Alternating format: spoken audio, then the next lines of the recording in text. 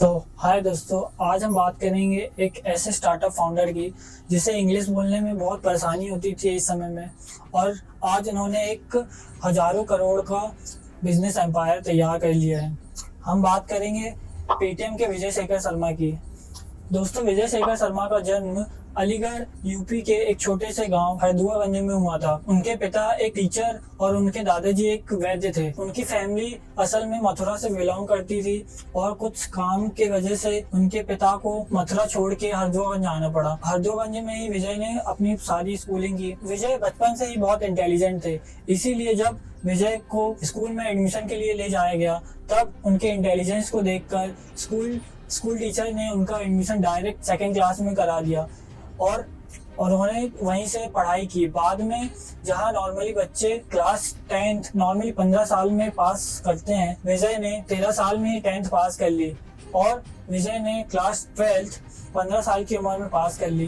पर उसी बीच 10th class में कुछ ऐसा हुआ जिसके कारण उन्हें अपने स्कूल चेंज करनी पड़ी। दरअसल क्लास 10th में वो सेकंड रैंक में आए। उनके फादर उसी स्कूल में टीचर थे, तो उन्हें लगा कि कहीं ये कारण तो नहीं है, मैं इसी स्कूल में पढ़ाता हूँ तो मेरे पीयर्स ने इसी कारण विजय को ज़्यादा नंबर दे दिए और सेकंड रैंक मिल गया उसे। तो उन्होंने पूछताछ की और पता चला असल में विजय क्लास में फर्स्ट रैंक में आए थे, परंतु किसी और बच्चे को क्लास में फर्स्ट रैंक देने के लिए उसे ज्यादा नंबर दिए गए और विजय के नंबर घटा दिए गए, इसीलिए उन्हें कम मार्क्स मिले और वो सेकंड रैंक में आए। क्लास 12th के बाद विजय ने इंजीनियरिंग करने की सोची, परंतु उस समय इंजीनियरिंग कॉलेज में एडमिशन के लिए मिनिमम एज 16 साल थी, तो उन्हें 1 साल का वेट करना पड़ा। दिल्ली यूनिवर्सिटी के एंट्रेंस एग्जाम की तैयारी, जो एग्जाम इंग्लिश में होते थे, विजय ने अपनी सारी पढ़ाई हिंदी मीडियम से करी थी, तो उन्हें एंट्रेंस एग्जाम की तैयारी के लिए बहुत सारी परेशानियों का सामना करना पड़ा। तो उन्हें इंग्लिश के टर्म्स नहीं पता थे, इसी कारण उन्हें प्रिपरेशन में बहुत मेहनत करनी पड़ी। वो एंट्रेंस एग्जाम में क्वेश्चंस के आंसर देख के उनके सवाल समझते थे, जैसे कि अगर ऑप्शन में किलोमीटर पर आवर दिया है तो उसको समझ के वो समझते थे कि क्वेश्चन में स्पीड ही पूछी गई होगी। तो इस प्रकार से उन्होंने सारे क्वेश्चन के आंसर दिए और एंट्रेंस एग्जाम अच्छे मार्क्स से पास की और एडमिशन लिया।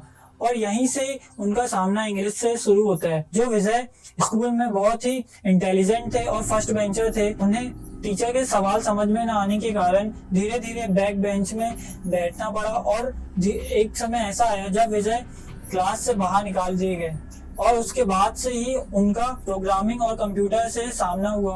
और वो बताते हैं कि उन्होंने इंजीनियरिंग कॉलेज की कंप्यूटर लैब में ही प्रोग्रामिंग सीखी। होते तक उन्होंने अपने दोस्तों के साथ मिलकर एक कंपनी एक्सेस कॉर्पोरेशन बनाई, जिसे उन्होंने एक न्यू जर्सी बेस्ड कंपनी को 1 करोड़ रुपए में बेच दिया और बाद में उसी पैसे से उन्होंने एक कंपनी बनाई जिसका नाम उन्होंने 197 रखा।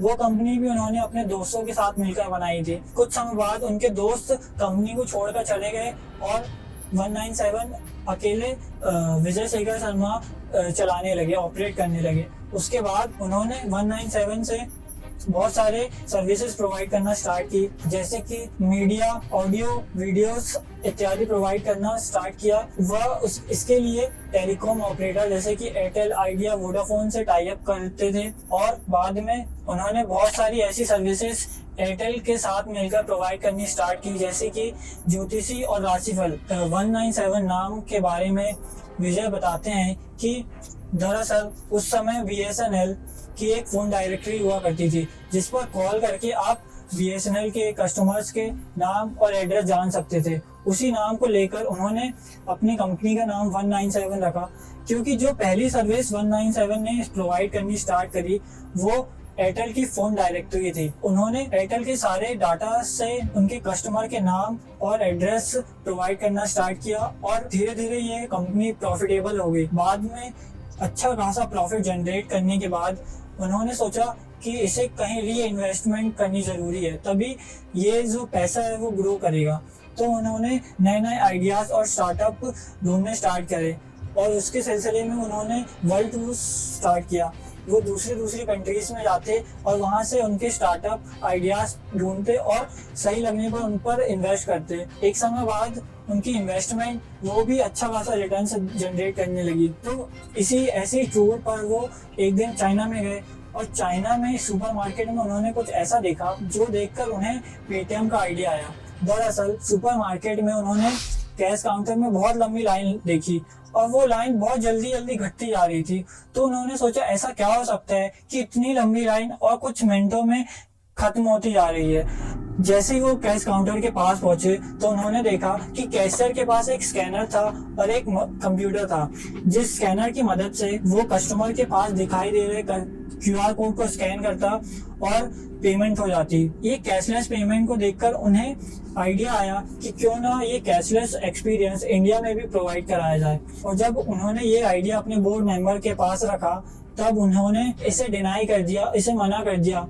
उन्होंने बोला कि जब इतने मोबाइल फोन्स ही नहीं है कंट्री में तो आप मोबाइल के थ्रू पेमेंट कैसे करवाओगे। तब उन्होंने अपने आइडिया पर कॉन्फिडेंस दिखाया और अपना 1% स्टेक दांव पे लगा दिया और कहा कि अगर ये आइडिया फेल होता है तो मेरे 1% शेयर आप आपस में बांट सकते हो और जो चाहे वो कर सकते हो, पर इस आइडिया पर मुझे कॉन्फिडेंस है और इस आइडिया पर मुझे काम करने दो। और बाद में उन्होंने अपने पेटीएम की जर्नी स्टार्ट की।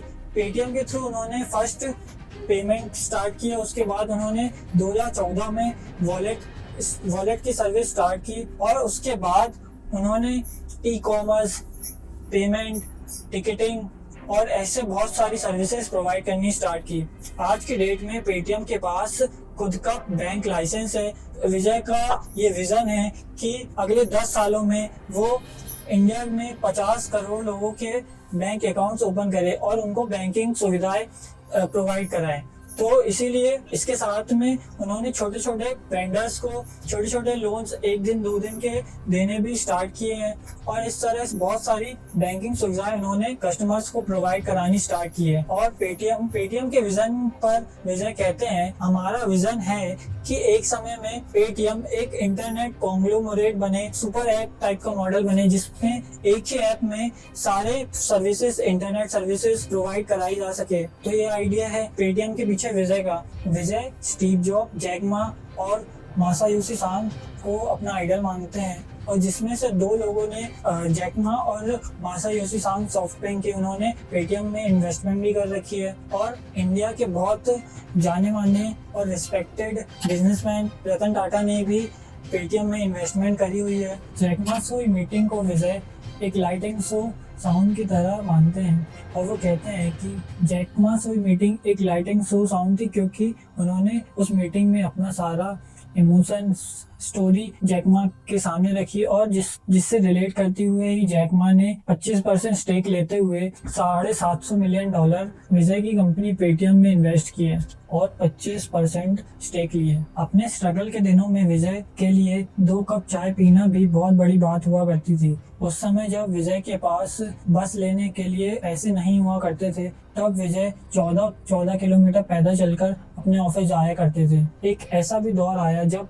197 कैश फ्लो क्रंच से गुजर रही। कंपनी के बैंक अकाउंट में पैसे नहीं थे जिसके कारण उन्हें बहुत सारी दिक्कतों का सामना करना पड़ा। ऑपरेट करने और बहुत सारी चीज़ों को ध्यान रखने के लिए उन्हें बहुत सारी दिक्कतों का सामना करना पड़ा। उस दौर में विजय कॉलेजेस जाकर छोटे छोटे लेक्चर दिया करते थे जिनसे उन्हें 1000-2000 रुपए मिलते थे। जिस एक इंटरव्यू में विजय कहते हैं कि फ़र्क नहीं पड़ता आप छोटे शहर से आते हो, छोटे गांव से आते हो या आप कौन सी भाषा बोलते हो, अगर आप में बड़ा सपना देखने का कुव्वत है और उसे पूरा करने का कॉन्फिडेंस, तो आप कोई भी लक्ष्य या गोल हासिल कर सकते हो। विजय कहते हैं, गो बिग और गो होम।